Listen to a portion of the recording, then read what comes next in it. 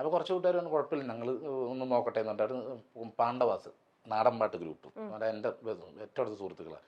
അവർ പാടിയിട്ട് റോട്ടിൽ പാടിയിട്ട് 1,00,000 രൂപ എനിക്ക് കൊണ്ട് തന്നു. ഈ 1,15,000 രൂപയാണ് എനിക്ക് ഔട്ട് സൈഡിൽ നിന്ന് ഇങ്ങനെ കിട്ടിയേക്കുന്നത്. അതും എൻ്റെ ഈ കലാകാരന്മാരായിട്ടുള്ള കുറച്ച് കൂട്ടുകാർ. അപ്പൊ അത് സുധി, അത് അവരുടെ വൈഫ് കൊച്ചുകുട്ടികളൊക്കെ പാടിയായിരുന്നു.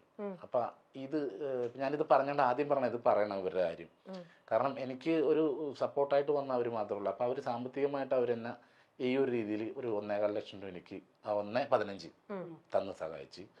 പിന്നെ അവരുടെ ബാക്കിയുള്ള ഈ താക്കോൽ കൊടുക്കുന്ന സമയത്തൊക്കെ ആണെങ്കിൽ നാടൻപാട്ട് ടീമാണ് വന്ന എല്ലാ സ്റ്റേജിന്റെ കാര്യത്തിലും എല്ലാം ചെയ്ത് എന്നെ സഹായിച്ചു. ഞാൻ ഒറ്റക്കല്ലേ, ഞങ്ങൾ 2-3 പേരിലുള്ളൂ. അപ്പൊ ഞങ്ങൾ 3 പേര് ആ സമയത്ത് ഉണ്ടായിരുന്നുള്ളൂ. ഞാനും ചേട്ടായും പിന്നെ നമ്മുടെ വണ്ടി ഓടിക്കുന്ന പയ്യൻ അനീസ്. പിന്നെ അവൻ നിന്ന് പണിയിപ്പിക്കും, പിന്നെ ഞാൻ പോയിട്ട് വരുമ്പോ ഞാൻ നിന്ന് പണിയിക്കും. ചേട്ടായി നമ്മുടെ വീട് സ്വന്തം വീട് പണിയണ പോലെയാണ്. രാവിലെ എനിക്കോ കുളിച്ച് റെഡിയോ അനീസ് വരും, ഇവർ രണ്ടും കൂടി പോവും. അവിടുത്തെ പണി വന്ന അല്ലെങ്കിൽ രാവിലെ വിളിക്കും, ഷൂട്ട് ഉണ്ടെങ്കിൽ വിളിച്ച് ചോദിക്കും അവരോട് എന്താ പണിക്കാർ വന്നോ നിന്നോ.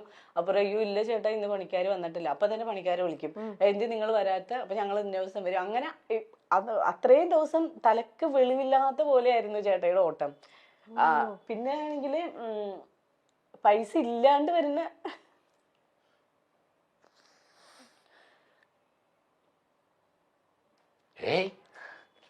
ഇല്ല ഏട്ടാ, അതൊരു ഇമോഷന്റെ ഒരു ഇതാണ്. ചേച്ചിക്ക് എത്രയാലും അത് എത്രയാലും ഇമോഷൻ ആവില്ല. എന്താന്ന് പറയുമ്പോൾ ഞാൻ അങ്ങനെ വലിയ കലാകാരനല്ല, വലിയ പേയ്മെന്റ് പഠിക്കുന്ന ആളല്ല. അപ്പൊ അത് കണ്ട് നമുക്ക് തന്നെ ഇത് ചില സമയത്ത് നമുക്ക് കൂട്ടിമുട്ടിക്കാൻ പറ്റാണ്ടാവും.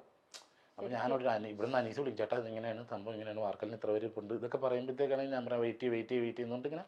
അങ്ങനെയൊക്കെയാണ് ചെയ്തത്. അപ്പൊ പിന്നെ ഞാൻ കോളേജിൽ ഉദ്ഘാടനത്തിനൊക്കെ പോകുമ്പോൾ പിള്ളേർ പറയും, ചേട്ടാ പൈസയൊന്നും ഇല്ലട്ടാ, ഞങ്ങൾ ഇങ്ങനെ കുഴപ്പമില്ല എനിക്കൊരു 10 ഏക്കർ സിമെന്റ് എടുത്ത് തന്നാന്ന് പറയും. അങ്ങനെയൊക്കെ പറഞ്ഞ് സാധനം ഞങ്ങൾ ഈ പറഞ്ഞ സമയം കൊണ്ട് തന്നെ വീടൊക്കെ ചെയ്ത് കൊടുത്തു. അപ്പൊ സിനിമ ഇല്ല, അങ്ങനെയില്ല, ഇങ്ങനെയുള്ള പ്രശ്നങ്ങളൊക്കെ ആയിട്ട് മൊത്തം വീടിന്റെ ലോണ്, വണ്ടിയുടെ ലോണ്, ഇങ്ങനെയൊക്കെ പതിനെട്ടൊക്കെ ഇത് ഒക്കെ കൂടി ഇങ്ങനെ കുഴഞ്ഞു മറിഞ്ഞ് കിടക്കുക. അപ്പൊ എനിക്ക് എൻ്റെ ഉള്ളിൽ ഒരു ഉദ്ദേശം ഉണ്ടായിരുന്നു, ചിലപ്പോൾ പാളാൻ സാധ്യത ഉണ്ടിട്ട് അത് ഞാൻ പറഞ്ഞു.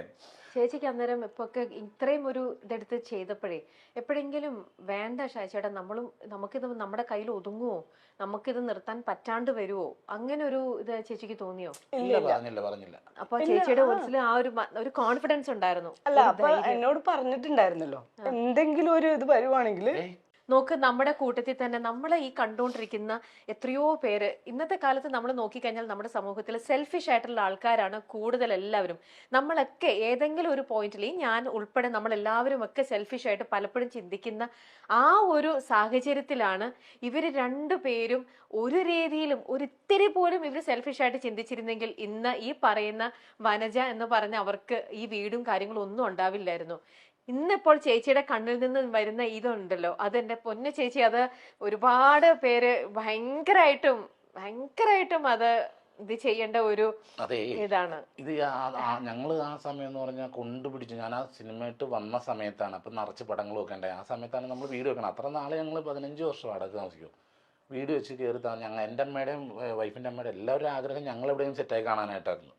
അപ്പൊ ഇതൊക്കെ കഴിഞ്ഞ് ഹാപ്പിയായി. പിന്നെ അത് കഴിഞ്ഞിട്ട് പിന്നെ ഇത് വീടിന്റെ പരിപാടിയൊക്കെ തീർത്ത് താക്കോലൊക്കെ കൊടുത്തതിന് ശേഷമാണ് നമുക്ക് ഈ ലോൺ എന്ന് പറഞ്ഞൊരു സംഭവം ഉണ്ടല്ലോ, ഇത് അങ്ങോട്ടും ഇങ്ങോട്ടും അടക്കാനില്ല. അപ്പൊ ഞാൻ നേരത്തെ പറഞ്ഞു. പിന്നെ അല്ല എന്നോട് പറഞ്ഞിട്ടുണ്ടായിരുന്നു ചിലപ്പോ ഇപ്പൊ എല്ലാവരും മാറിക്കളഞ്ഞപ്പോ നമ്മളെ കൊണ്ട് പറ്റാത്തൊരവസ്ഥ വരുവാണെങ്കിൽ ഞാൻ വീട് വിൽക്കും എന്ന് പറഞ്ഞിട്ടുണ്ടായിരുന്നു.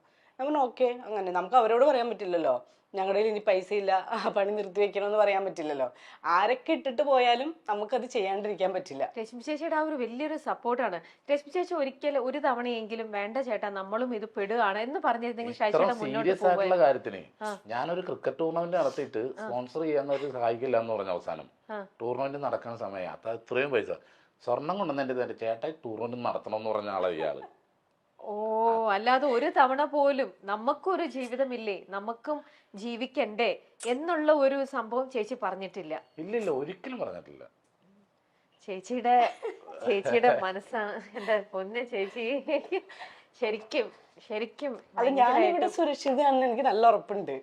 ശരിക്കും അത് അല്ല ചേട്ടാ, അത് എന്താ പറയാ, ആനന്ദാശ്രമാണ് അത്. അതിപ്പം ഇത്രയും ചെയ്ത് കൊടുത്തതിന്റെ ഒരു ഇതും പിന്നെ എത്രയായാലും ഉള്ളിൽ വന്ന ഒരു നമ്മുടെ വീട്ടിൽ ചെയ്യണ പോലെ ഞങ്ങളുടെ സഹോദരങ്ങൾ ചെയ്യണ പോലെ ഞങ്ങൾ കണ്ടത്. കാരണം അതേപോലത്തെ ആ അവസ്ഥയും ആ ചേച്ചിക്ക് വയ്യ, വീടിന്റെ അവസ്ഥ, കുട്ടികളുടെ അവസ്ഥ, അത് +1 +2 പഠിക്കുമായിരുന്നു ആ സമയത്ത്.